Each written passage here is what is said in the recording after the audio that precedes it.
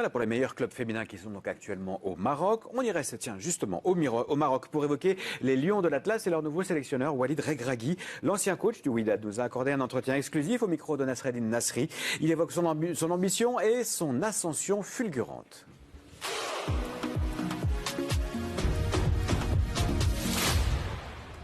Aussi jeune et aussi vite, non, ça m'est plutôt tombé dessus. C'est le football, c'est ce que je dis, on peut aller très vite comme on peut descendre très vite, mais après c'est une opportunité qui est extraordinaire pour un ex-joueur comme moi qui a porté le maillot de la sélection plus d'une quarantaine de fois, qui a été adjoint de l'équipe nationale. Et après on s'est mis d'accord pour relever le challenge, mais j'étais concentré sur ma saison avec le WAC. Je ne m'attendais pas, même s'il y avait des bruits, et j'y pensais pas. Ce que je vais apporter déjà, c'est mon ressenti, mon ADN marocain, parce que ce que les gens doivent savoir, c'est qu'une équipe nationale, c'est pas que le terrain aussi, c'est la vie de groupe. Ce qu'ont pu créer ces joueurs entre eux pendant 2 années, pendant les qualifications, ben voilà, il y a des rapports humains qui sont primordiaux et qui sont importants. Et tu ne peux pas venir et tout changer avant une échéance aussi importante qu'est la Coupe du Monde. Donc mon travail avec le staff, justement, c'est de changer des petites pièces qu'on pense qui peuvent être importantes au sein du groupe, que ce soit sur le plan technique ou tactique. Prenez un jeu offensif, un jeu de possession qui correspond aux joueurs maghrébins, de technique, mais en n'étant pas dans l'excès non plus. Il va falloir qu'on soit efficace. Et donc voilà, cette balance qu'il faut trouver, elle ne va pas être facile parce qu'en équipe nationale, on n'a pas le même temps réel qu'en club. On ne travaille pas au quotidien. Pour mettre en place ce projet de jeu, il va me falloir un peu de temps, mais sans me cacher, en faisant beaucoup de travail de vidéo, beaucoup de voyages, en discutant avec les joueurs, on peut essayer de gagner du temps. Mais il va nous falloir des matchs aussi pour mettre en place exactement le jeu dont je rêve.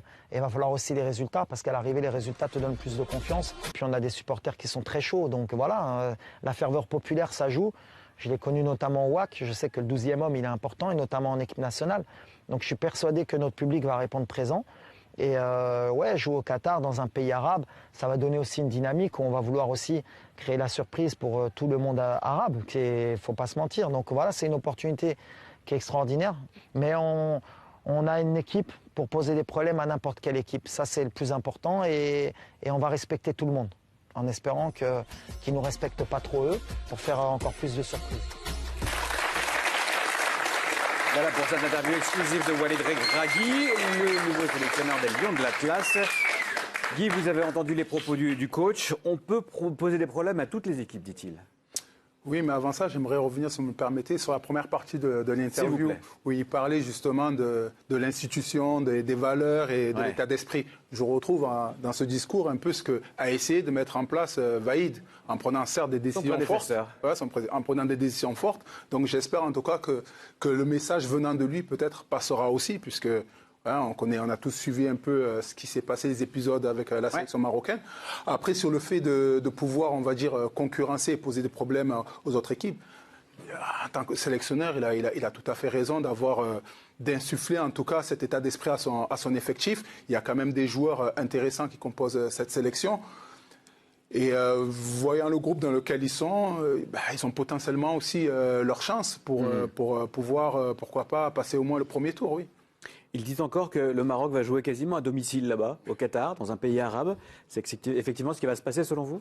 Oui, tout à fait. Après, moi, ce que j'aime avec Walid, je trouve qu'il a un leadership qui est assez extraordinaire. Et il arrive en tant que vainqueur. Parce que ce qu'il a fait du côté du WAC, c'était quelque chose d'assez extraordinaire. Il a gagné la Ligue des Champions, il a gagné le championnat. Il a transcendé tout un peuple derrière lui. Et après, c'est vrai qu'on parlait de Vaïd, mais Walid, il a mis ses intérêts au devant de celui de la nation. Parce qu'aujourd'hui, on sait très bien que Raguet est arrivé parce qu'il avait...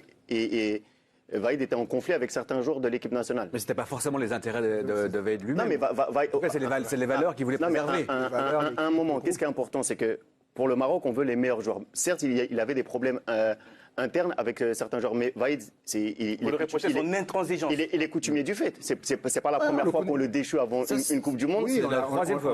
On l'a eu aussi. Aujourd'hui, moi non, c'est pas pour aller en compte de Guy, mais moi, ce que j'aime avec... j'aime déjà que ce soit... Regragui, ouais. Pour la première fois, on va voir que les 5 nations, il y a 5 sélectionneurs africains. Pour moi, déjà, il y a une évolution et des anciens footballeurs. Côté Cameroun, c'est Song. Côté du Sénégal, c'est Aliou Cissé. Là, c'est Regragui. Et lui, il n'a pas manigancé pour prendre la sélection. Ça lui est tombé dessus. On se disait quand est-ce qu'il allait la prendre. On pensait après la Coupe du Monde.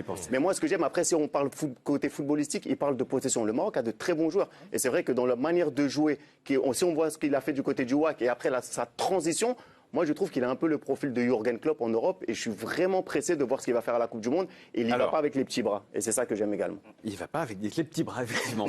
Avec les grandes jambes, on l'espère. La Croatie pour débuter, Philippe, puis la Belgique et enfin le Canada. Il y a un coup à jouer pour le Maroc, à condition de ne pas se rater sur le premier match, peut-être ? On se rappelle de leur groupe. Oui, le premier match contre la Croatie. Le premier match est toujours très important. Ouais. Mais on se rappelle que le Maroc était dans un groupe très difficile en 2018. Mais leur premier match était le plus abordable. Et ils avaient raté ce premier match contre l'Iran.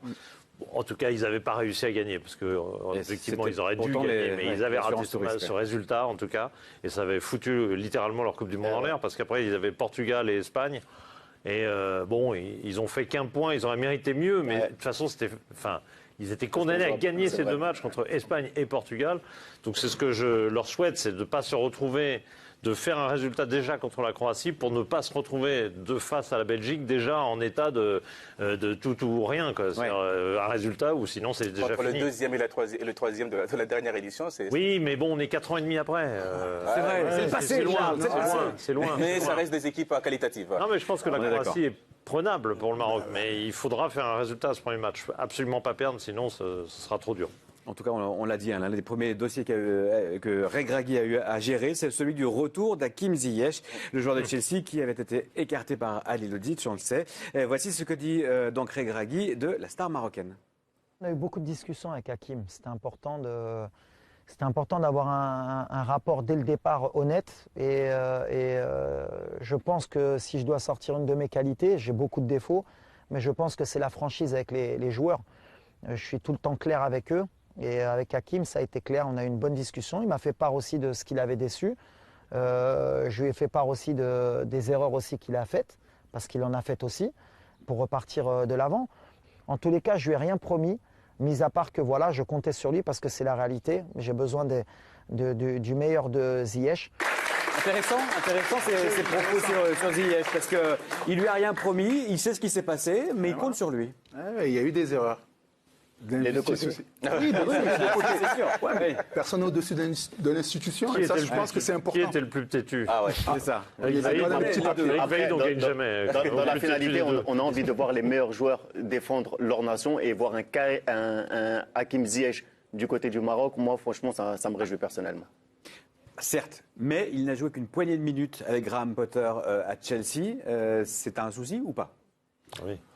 Potentiellement, ça peut être un souci parce que la chance qu'il a, c'est que la Coupe du Monde, comme on dit, pour beaucoup de joueurs en ce début de saison qui ont un peu de temps de jeu, arrive assez rapidement. Elle n'arrive pas à la fin d'une saison. Donc, voilà, je veux dire que le retard... Vraiment très peu, voire pas du tout avec Chelsea. Oui, mais ça oui et non, parce que nous, on a Nampalys Mendy du côté de Leicester qui n'avait pratiquement pas joué. Il a fait une Coupe d'Afrique extraordinaire. Et comme il a dit Guy, les temps de passage sont tellement courts. Il y a eu la préparation, il y a juste 2 mois. Donc en réalité, physiquement, il va être bien. Il aura du temps de jeu à la Coupe du Monde. Donc même c'est pas la fin ce poste-là, précisément, on n'a pas besoin de beaucoup de repères. Non, parce que c'est un joueur qui est sur le côté. C'est ses prises de balles, c'est ses prises d'informations, c'est la manière de dribbler. Donc en réalité, il va arriver très frais. Au bout de 2 mois, il va arriver frais à la Coupe du Monde. Et puis il fait chaud, il connaît, il n'y a pas de problème.